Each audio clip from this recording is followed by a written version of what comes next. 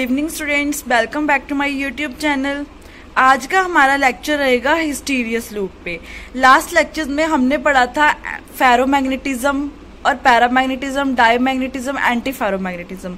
उसके हमने graph representation देखी थी ससेप्टिबिलिटी के बेस पे। ठीक है, अगर आपने मेरा वो वीडियो नहीं देखा तो डिस्क्रिप्शन में आपको उसका लिंक मिल जाएगा, आप वो वीडियो भी देख सकते हैं। ठीक है, लास्ट के 2 लेक्चर्स में मैंने आपको एक क्वेश्चन पुट करा था कि फेरोमैग्नेटिज्म और पैरामैग्नेटिज्म इन दोनों में क्या डिफरेंस है। ठीक है, ये तो हमें पता है कि दोनों में अनपेयर्ड इलेक्ट्रॉन्स होते हैं। ठीक है, बट इससे अलावा हम क्या बोल सकते हैं कि हमें कैसे पता चलेगा कि कौन सा पैरामैग्नेटिज्म है और कौन सा फेरोमैग्नेटिज्म है। ठीक है, वो आज हम इस वीडियो में पढ़ेंगे। ये वीडियो आप एंड तक देखना, तभी आपको अच्छे से समझ आएगा। ठीक है, हिस्टीरियस लूप हम एंड में देखेंगे, इसका ग्राफ रिप्रेजेंटेशन। उससे पहले हम थ्योरी पढ़ेंगे, एक एक पॉइंट डिस्कस करेंगे कि किस बेस पे हम बोल सकते हैं कि फेरोमैग्नेटिज्म कौन सा होता है और पैरामैग्नेटिज्म कौन सा होता है। ठीक है, ये हमें पता है कि दोनों में अनपेयर्ड इलेक्ट्रॉन्स होते हैं, पर हमें इसका डिफरेंस फाइंड करना है कि क्या डिफरेंस हो सकता है कि हम बोले कि हाँ जी ये फेरोमैग्नेटिज्म कैरेक्टर शो कर रहा है और ये पैरामैग्नेटिज्म शो कर रहा है। So let us start. Last lecture में जो इससे हमने 3rd लेक्चर देखा था सॉलिड स्टेट का, ये मान लो कि 7th लेक्चर जो है उसमें हमने पढ़ा था कि फेरोमैग्नेटिज्म और पैरामैग्नेटिज्म कैरेक्टर कैसे शो होता है। ठीक है, दोनों में हमें पता है कि अनपेयर्ड इलेक्ट्रॉन्स होते हैं। अब हम अप्लाई करेंगे मैग्नेटिक फील्ड। यहाँ पे मैंने बना के नहीं दिखाया, पर यहाँ पे मैंने H लिख दिया। H का मतलब क्या है? Applied magnetic field. जब हम इस इलेक्ट्रॉन्स को अप्लाइड मैग्नेटिक फील्ड देंगे, मान लो कि यहाँ पे नॉर्थ पोल नहीं है, यहाँ पे साउथ पोल नहीं है, तो इन इलेक्ट्रॉन्स की जो अरेंजमेंट है वो डिफरेंट होगी। अलाइनमेंट बोल सकते हैं, कोई इधर जा रहा होगा, कोई उधर जा रहा होगा। ठीक है, बट जब हम मैग्नेटिक फील्ड को अप्लाई करेंगे देन क्या होगा? अलाइनमेंट, जो इलेक्ट्रॉन्स की अलाइनमेंट होगी वो एक प्रॉपर शेप में आ जाएगी। ठीक है, एक प्रॉपर अलाइनमेंट होगी। अब जो अलाइनमेंट होगी वो पैरामैग्नेटिक के केस में कैसी होगी और फेरोमैग्नेटिक के केस में कैसी होगी, हम वो देखते हैं। सबसे पहला हम केस डिस्कस करते हैं पैरामैग्नेटिक के केस में। ठीक है, अब पैरामैग्नेटिक के केस में क्या है? यहाँ पे 2 अनपेयर्ड इलेक्ट्रॉन्स है। हमें पता है कि जो पेयर्ड इलेक्ट्रॉन्स है उस पे जो अप्लाइड मैग्नेटिक फील्ड है उसका कोई भी इफेक्ट नहीं पड़ता। ये हमने 7th लेक्चर में पढ़ लिया। ठीक है, अगर आपने वो वीडियो नहीं देखा तो उसका भी लिंक आपको डिस्क्रिप्शन में मिल जाएगा। आप पहले वो डिटेल में देखना, तभी आपको ये बेटर समझ आ पाएगा। ठीक है, तो इन अनपेयर्ड इलेक्ट्रॉन्स की वजह से ही अलाइनमेंट ऑफ इलेक्ट्रॉन्स हो सकता है। ठीक है, होता है, हो क्या सकता है? होता है। और पैरामैग्नेटिक कैरेक्टर भी किन की वजह से शो होता है? यो यहाँ पे अनपेयर्ड इलेक्ट्रॉन्स पड़े हैं। ठीक है, अब डिफरेंस देखना हमने। सबसे पहले ये थ्योरी पढ़ो, when we applied magnetic field on ferromagnetism. जब हमने मैग्नेटिक फील्ड को अप्लाई करा फेरोमैग्नेटिज्म में, वो हम आगे मैं आपको डायग्राम के साथ भी बताऊंगी, तो अब क्या आता है? Permanently magnetism. वो क्या शो करता है कि जो उसका मैग्नेटिक कैरेक्टर है वो एकदम परमानेंट आता है। ठीक है, बट पैरामैग्नेटिज्म के केस में क्या है? वो किसको सपोर्ट करता है? डीमैग्नेटाइजेशन। डीमैग्नेटाइजेशन का मतलब यहाँ पे क्या हुआ? It means when we remove magnetic field. मान लो यहाँ पे जो हमने मैग्नेटिक फील्ड दी है उसकी वजह से हमें पता है कि मैग्नेटिक कैरेक्टर आ रहा है। ठीक है, बट जब हम यहाँ से मैग्नेटिक कैरेक्टर को रिमूव कर देंगे, मतलब साउथ पोल नॉर्थ पोल दोनों को रिमूव कर दिया और जो हम मैग्नेटिक फील्ड अप्लाई कर रहे हैं उसको भी रिमूव कर दिया, देन जो अलाइनमेंट ऑफ इलेक्ट्रॉन्स है वो चेंज हो जाएगी। ठीक है, ये अलाइनमेंट किसकी वजह से है? क्योंकि हम मैग्नेटिक फील्ड को अप्लाई कर रहे हैं। बट जब हमने यहाँ से मैग्नेटिक फील्ड को हटा दिया तब अलाइनमेंट ऑफ इलेक्ट्रॉन्स चेंज हो जाएगी। ठीक है, उसका मतलब क्या होगा कि वो मैग्नेटिक फील्ड जब हमने रिमूव कर दिया तो वापस से इलेक्ट्रॉन्स अपनी वही पोजीशन पे आ जाएंगे जो पोजीशन पे पहले थे। ये पोजीशन क्यों आई है? क्योंकि यहाँ पे हम मैग्नेटिक फील्ड को अप्लाई कर रहे हैं। ठीक है, बाहर से हम मैग्नेटिक फील्ड दे रहे हैं, उसको हम बोलते हैं अप्लाइड मैग्नेटिक फील्ड। यही डिफरेंस आएगा पैरामैग्नेटिक के कैरेक्टर के केस में। क्या है?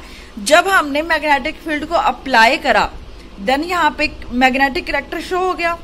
सेम टू सेम फेरो में क्या है? जब हमने यहाँ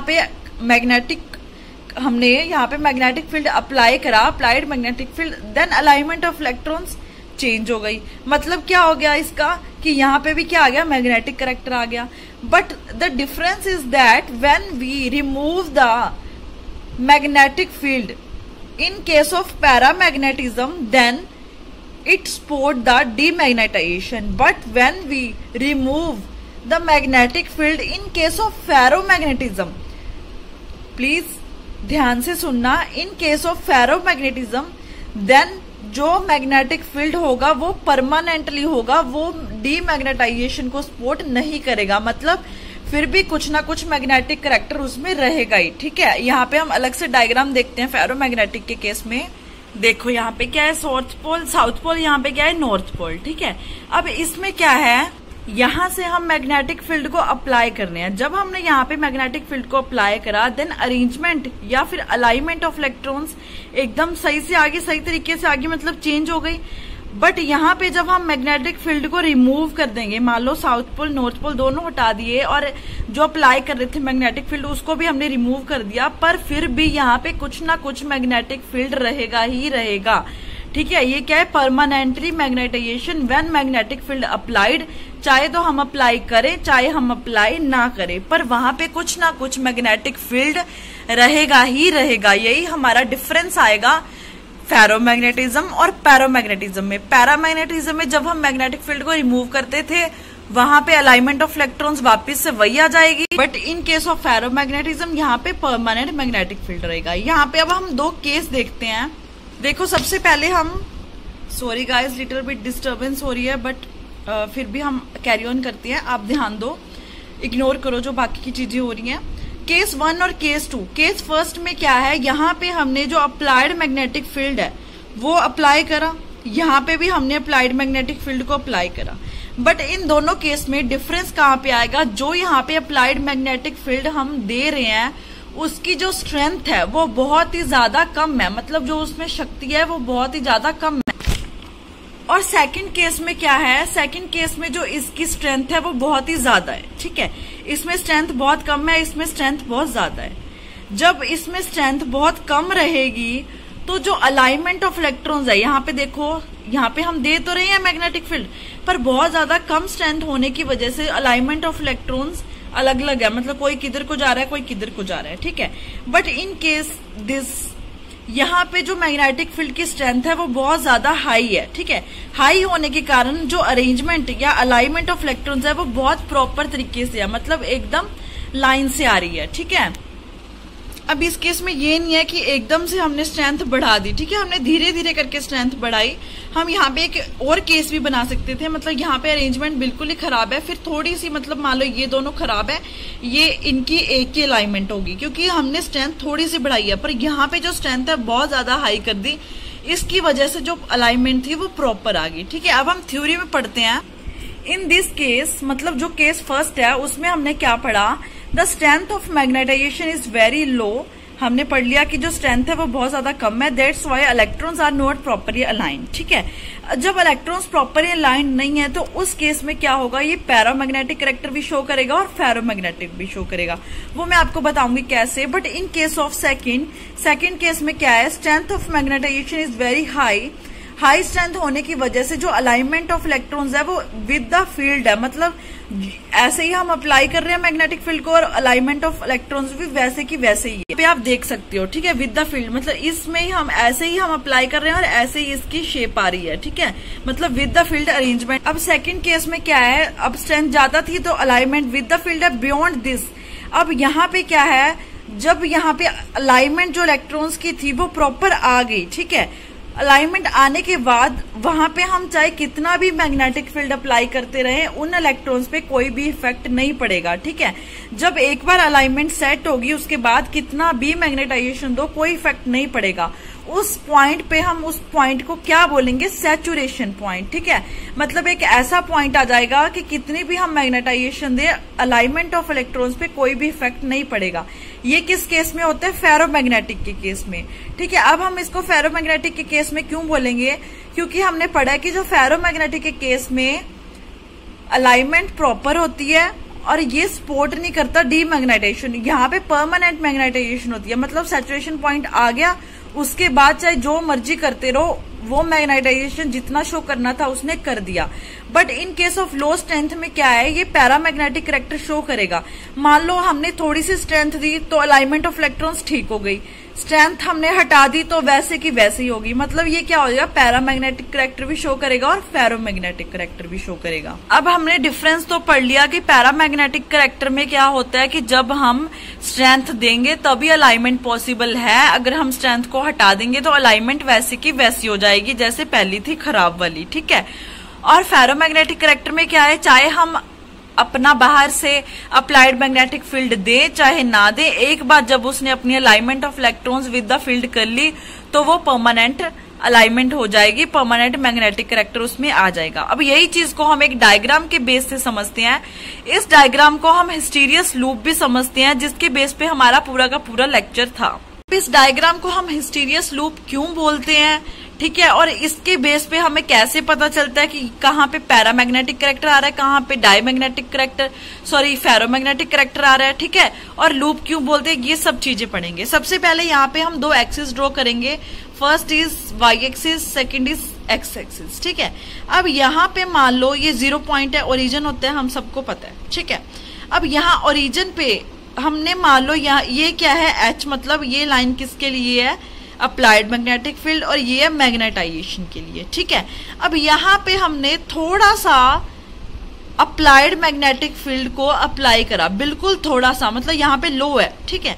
जब हमने यहाँ पे थोड़ा सा अप्लाइड मैग्नेटिक फील्ड को अप्लाई करा तो जो इसकी मैग्नेटिक करैक्टर था वो थोड़ा सा इंक्रीज हो गया, ठीक है, बहुत ही कम है। मान लो हमने ये छोड़ दी, अप्लाइड मैग्नेटिक फील्ड को हमने और लो कर दिया, तो ये जो पॉइंट है ये वापस अपनी स्टेट पे आ जाएगा, ठीक है।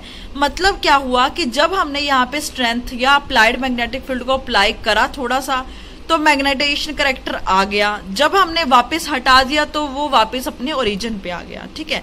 तो इसका मतलब क्या शो हुआ, इस पॉइंट पे ferromagnetic as well as paramagnetic दोनों करैक्टर शो हो रहे हैं, क्योंकि स्ट्रेंथ अगर हटा दी जाए तो वो वापस उसी स्टेट पे आ जाएगा, ठीक है। अगर स्ट्रेंथ को अप्लाई करें तो वो फिर इंक्रीज हो जाएगा, राइट। अब उसके बाद हमने स्ट्रेंथ को या हम मैग्नेटिक फील्ड जो अप्लाई कर रहे हैं उसको धीरे धीरे करके इंक्रीज करना शुरू करा, ठीक है। अब धीरे धीरे करके हमने इंक्रीज करा, इंक्रीज जैसे जैसे हम इंक्रीज करते रहेंगे ये मैग्नेटिक करैक्टर वैसे वैसे इंक्रीज होता रहेगा, और तब इतना ज्यादा इंक्रीज हो जाएगा कि यहाँ पे जो पॉइंट आएगा उस पॉइंट को हम बोलेंगे सैचुरेशन पॉइंट। अब हमने लास्ट डिस्कस करा था सैचुरेशन पॉइंट कौन सा होता है, कि जब हम अप्लाइड मैग्नेटिक फील्ड इतना अप्लाई कर दें कि अलाइनमेंट ऑफ इलेक्ट्रॉन्स एकदम विद द फील्ड आ जाए, ठीक है। मतलब यहाँ पे क्या आ गया, जो मैग्नेटिक करैक्टर है वो परमानेंट मैग्नेटिक करैक्टर आ गया, इसके बाद चाहे हम कितना भी अप्लाई करते रहे मैग्नेटिक फील्ड को। अब इस पॉइंट पे क्या आ गया, हमारा हाई है, हाई मतलब जो अप्लाइड मैग्नेटिक फील्ड की हमने मैक्सिमम स्ट्रेंथ अप्लाई कर दी कि सैचुरेशन पॉइंट आ गया। बियॉन्ड दैट मतलब इसके बाद जितना भी मैग्नेटिक फील्ड अप्लाई करो अलाइनमेंट ऑफ इलेक्ट्रॉन्स या मैग्नेटिक करैक्टर पे कोई भी डिफरेंस नहीं आएगा। इस पॉइंट पे क्या हो रहा है, फेरोमैग्नेटिक करैक्टर शो हो रहा है। इस पे दोनों शो हो रहे थे, फेरो और पैरा, और यहाँ पे सिर्फ शो हो रहा है फेरोमैग्नेटिक करैक्टर, ठीक है। चलो ये बात तो हमें क्लियर हो गई कि पैरामैग्नेटिक करैक्टर कहाँ आएगा, फेरोमैग्नेटिक करैक्टर कहाँ आएगा, ठीक है। इस पॉइंट पे हमने पढ़ा था कि जब हमने मैग्नेटिक फील्ड या अप्लाइड मैग्नेटिक फील्ड को हटा दिया तो वो वापस से 0 पॉइंट पे आ जाएगा, ठीक है। वो हमारी मर्जी है, हम स्ट्रेंथ दे रहे हैं तो ये मैग्नेटिक करैक्टर इंक्रीज हो रहा है, स्ट्रेंथ को कम कर रहे हैं तो वो वापस आ रहा है, ठीक है। बट मान लिया यहाँ पे हमारा सैचुरेशन पॉइंट आ गया, फिर हमारा मन कर गया जी हम तो दोबारा गेम खेल लेते हैं, क्या है वापस से स्ट्रेंथ को डिक्रीज कर दो फिर 0 पॉइंट पे आ जाएगा। But this method is totally wrong. Why? Because only at this point it shows that when we increase the strength then it become again at origin, but if we increase the strength then it goes to higher level at ferromagnetic character, but at once it goes on saturation point then we will not come back at origin. So that we can say that when we apply magnetic field at higher level and it become a saturation point and at this point show the ferromagnetic character, then we decrease the strength या फिर हम बोल सकते हैं magnetic character, applied magnetic field. अब यहाँ पे saturation point आ गया, उसके बाद हमने डिक्रीज कर दी अपनी अप्लाइड मैग्नेटिक फील्ड। जब डिक्रीज करी तो यहाँ पे ये ऐसे चला गया, ठीक है, यहां तक समझते हैं पहले। ये जो करैक्टर था यहाँ पे यहां तक आ गया, ठीक है। अभी इस पॉइंट पे तो हमें पता चल गया कि इस पॉइंट को सबसे पहले देखो क्या बोलेंगे, यहाँ पे हम ऐसे करके मार्क करेंगे। ये हमारा जो पॉइंट है इसको हम MS बोलेंगे। MS मतलब स्पॉन्टेनियस मैग्नेटाइजेशन, ठीक है, मतलब यहाँ पे सैचुरेशन पॉइंट आ रहा है। उसके बाद जब ये लूप यहाँ पे आएगा, जब हमने मैग्नेटिक अप्लाइड मैग्नेटिक फील्ड को कम करा, मतलब इधर को वापस आने लगे, ये एरो दिख रहा है, यहाँ पे आने के बाद हम इस साइड आने लगे। जब इस साइड आने लगे तो ये लूप यहाँ नहीं आएगा, ये यहाँ जाएगा, ठीक है। अब जब ये यहाँ जा रहा है तो यहाँ पे एक पॉइंट आएगा, उस पॉइंट को हम क्या बोलेंगे, MR मतलब रीमैनेंट मैग्नेटाइजेशन। रीमैनेंट मैग्नेटाइजेशन का मतलब यहाँ पे क्या है कि जो ये लूप बन रहा है वो ऐसे बनेगा, ये वापस यहाँ नहीं आएगा, ये यहाँ पे आएगा। इसको बोलते हैं हम रीमैनेंट मैग्नेटाइजेशन। नाउ ये नीचे आ गया, जब जैसे जैसे हम लो करते रहेंगे ये लूप नीचे आता रहेगा। अब यहाँ पे नीचे आ गया, अब इस पॉइंट पे मतलब जीरो तो हुआ नहीं। यहाँ पे हम क्या बोल सकते हैं, जब यहाँ पे हमने अप्लाइड मैग्नेटिक फील्ड को बहुत कम कर दिया, फिर भी यहाँ पे कुछ ना कुछ मैग्नेटिक करैक्टर है, मतलब वो जीरो नहीं होगा। ये निशान मैंने इसीलिए लगाया कि अगर हम अप्लाइड मैग्नेटिक फील्ड को जीरो भी करते हैं देन फिर भी कुछ ना कुछ मैग्नेटिक फील्ड रहेगा। उस मैग्नेटिक फील्ड को हम बोलते हैं रीमैनेंट मैग्नेटाइजेशन। नाउ हम इस पॉइंट पे आ गए, इस पॉइंट को हम बोलेंगे करोसिव फील्ड, HC। इसको हम डिनोट करते हैं HC से, करोसिव फील्ड, ठीक है। करोसिव फील्ड क्या होता है, इसकी डेफिनेशन देखो।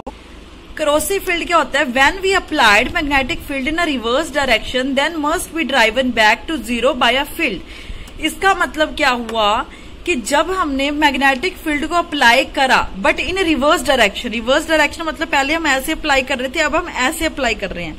जब हमने मैग्नेटिक फील्ड को रिवर्स डायरेक्शन में अप्लाई करना शुरू करा then must be driven back, उसको जीरो पे आना चाहिए था बट वो जीरो पे नहीं आया, वहां पे कुछ ना कुछ मैग्नेटिक फील्ड है, ठीक है। उस चीज को हम बोलेंगे करोसिव फील्ड, ठीक है। करोसिव फील्ड समझ आ गया। नाउ एट दिस पॉइंट, इस पॉइंट को भी हम बोलेंगे सैचुरेशन पॉइंट। यहाँ पे पीक पॉइंट था सैचुरेशन पॉइंट, बट यहाँ पे भी क्या है, सैचुरेशन पॉइंट है, पर क्या है, रिवर्स डायरेक्शन में है सैचुरेशन पॉइंट, ठीक है।